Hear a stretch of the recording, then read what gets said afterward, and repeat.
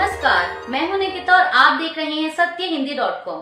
चलिए एक नजर डालते हैं अब तक की सुर्खियों पर। पाकिस्तान ने दावा किया है कि भारत उसके खिलाफ अगले 24 से 36 घंटों में सैन्य कार्रवाई कर सकता है। पाकिस्तान के सूचना एवं प्रसारण मंत्री अताउल्लाह तरार का कहना है कि पाकिस्तान को इसकी खुफिया जानकारी मिली है। अताउल्लाह तरार ने अपने एक्स अकाउंट पर आज सुबह 3 बजे एक वीडियो पोस्ट किया।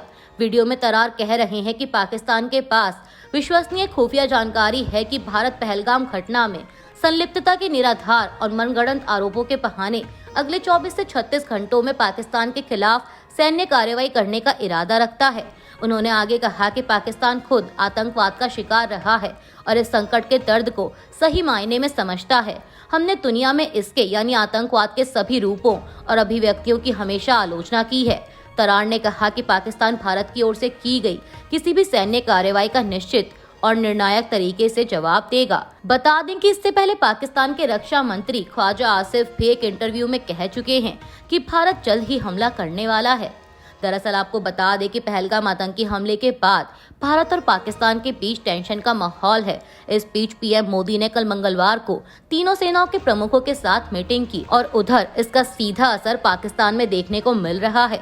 दरअसल पीएम मोदी ने एक बयान में स्पष्ट किया कि हमारे सशस्त्र बल आतंकवादियों को जड़ से उखाड़ने के लिए पूरी तरह स्वतंत्र हैं। पाकिस्तान के जेल में बंद पूर्व प्रधानमंत्री इमरान खान ने मंगलवार को पहलगाम आतंकी हमले को बेहद परेशान करने वाला और दुखद बताया और कहा कि भारत को जिम्मेदारी से काम करने की जरूरत है।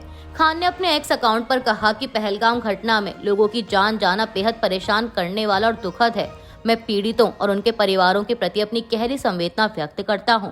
उन्होंने कहा कि जब फॉल्स फ्लैग पुलवामा ऑपरेशन की घटना हुई थी तो हमने भारत को हर संभव सहयोग देने की पेशकश की थी, लेकिन भारत कोई ठोस सबूत पेश करने में विफल रहा। जैसा कि मैंने 2019 में भविष्यवाणी की थी, पहलगाम की घटना के बाद फिर से वही हो रहा है। आत्मनिरीक्षण और जांच की बजाय मोदी सरकार फिर से पाकिस्तान पर दोष मढ़ रही है। इमरान खान ने कहा कि 1.5 अरब लोगों का देश होने के नाते भारत को पहले से ही परमाणु फ्लैश पॉइंट के रूप में जाने जाने वाले क्षेत्र के साथ खिलवाड़ करने की बजाय जिम्मेदारी से काम करने की जरूरत है।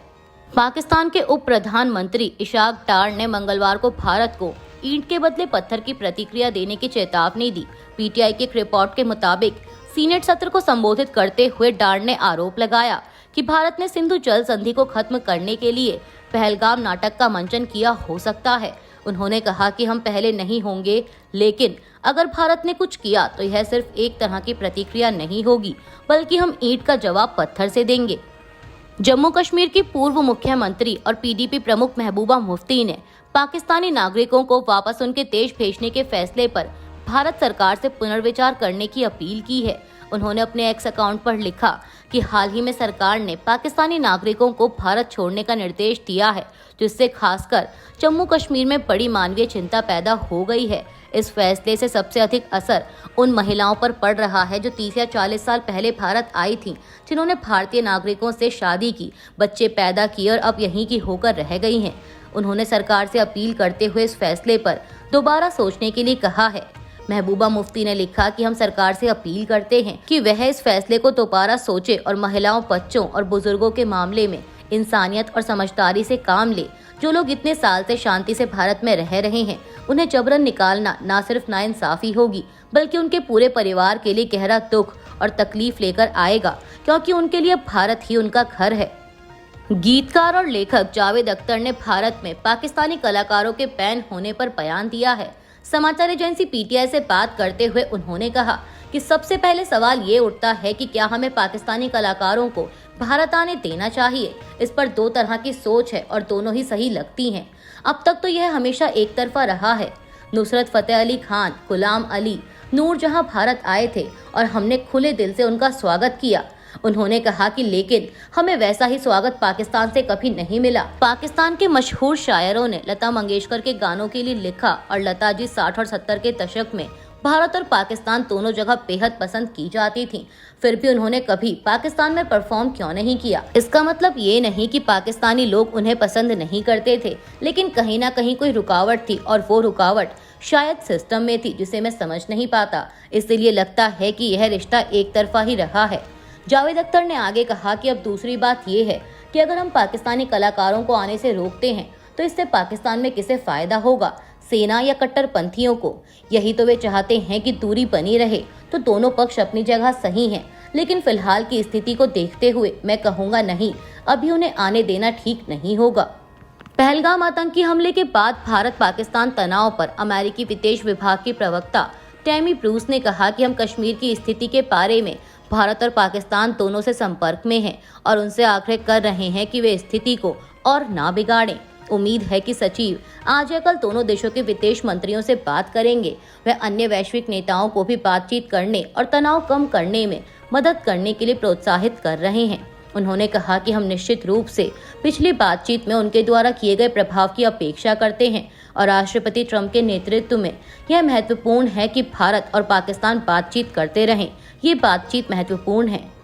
कनाडा के प्रधानमंत्री मार्क कार्नी का कहना है कि उनका देश अमेरिका से सम्मान का हकदार है और अगर कनाडा अमेरिका के बीच कोई व्यापार या सुरक्षा समझौता होगा तो वह सिर्फ उनकी शर्तों पर ही होगा। कनाडा के आम चुनाव में पार्टी की जीत के बाद मीडिया को दिए एक इंटरव्यू में कार्नी ने ये भी कहा कि कनाडा कभी भी अमेरिका का 51वां राज्य नहीं बनेगा। बता दें कि जनवरी में बैंक ऑफ इंग्लैंड के पूर्व गवर्नर कार्नी ने कनाडा के अंतरिम प्रधानमंत्री का पद संभाला था। तब से वो और डोनाल्ड ट्रंप टैरिफ के मुद्दे पर आमने सामने हैं। कार्नी का कहना है कि जब तक कनाडा की आज़ादी और संप्रभुता को लेकर गंभीर बातचीत नहीं होती तब तक वे अमेरिका नहीं जाएंगे। उन्होंने यह भी कहा कि अगर वह यूरोपीय संघ और ब्रिटेन के साथ अच्छे व्यापारिक रिश्ते बना पाते हैं और अमेरिका के साथ भी कोई सौदा हो जाता है तो इससे कनाडा को बड़ा फायदा हो सकता है। कार्नी ने आगे कहा कि हम उन देशों के साथ और बेहतर साझेदारी कर सकते हैं जो हमारी तरह सोचते हैं। आप रक्षा साझेदारियों के बारे में सोचिए, इन पर बातचीत अभी बस शुरू हुई है और इस दिशा में बहुत कुछ किया जा सकता है। भारत के वाणिज्य मंत्रालय ने भारत अमेरिका द्विपक्षीय व्यापार समझौता वार्ता पर बयान जारी किया है। यह मुलाकात भारत के वाणिज्य विभाग और अमेरिका के व्यापार प्रतिनिधि कार्यालय के अधिकारियों के बीच 23 से 25 अप्रैल को अमेरिका की राजधानी वाशिंगटन डीसी में हुई थी। बयान में कहा गया है कि इस दौरान दोनों पक्षों ने कई मुद्दों पर चर्चा की जिनमें टैरिफ और व्यापार से जुड़ी अन्य बातें शामिल थीं। दोनों पक्षों ने इस बात पर चर्चा की कि इस साल 2025 तक आपसी फायदे वाले व्यापार समझौते के पहले हिस्से को कैसे पूरा किया जाए। इसके अलावा दोनों देशों के प्रतिनिधियों के बीच विभिन्न सेक्टर से संबंधित व्यापार वार्ता मई में होने पर भी सहमति बनी। वहीं अमेरिका के वित्त मंत्री स्कॉट बेसेंट ने कहा कि हम भारत से समझौते के बेहद करीब हैं। ये थोड़ा मजेदार है, लेकिन भारत के साथ डील करना बाकी देशों से डील करने की अपेक्षा आसान है। उन्होंने हम पे बहुत अधिक टैरिफ लगा रखे हैं और ऐसे में इस तरह के डायरेक्ट टैरिफ का विरोध करके समझौता करना आसान है, बजाय ऐसे दबे छिपे टैरिफ के जो हम पर सालों साल से लगाए जा रहे हैं, जिनका पता लगाना काफी मुश्किल होता है। मुझे लगता है कि भारत से हमारी बातचीत सही दिशा में जा रही है। अभी के लिए बस इतना ही। बाकी की खबरों के लिए बने रहिए सत्यहिंदी.com के साथ।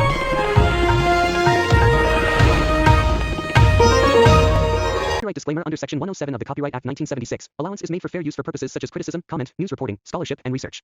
Fair use is a use permitted by copyright statute that might otherwise be infringing.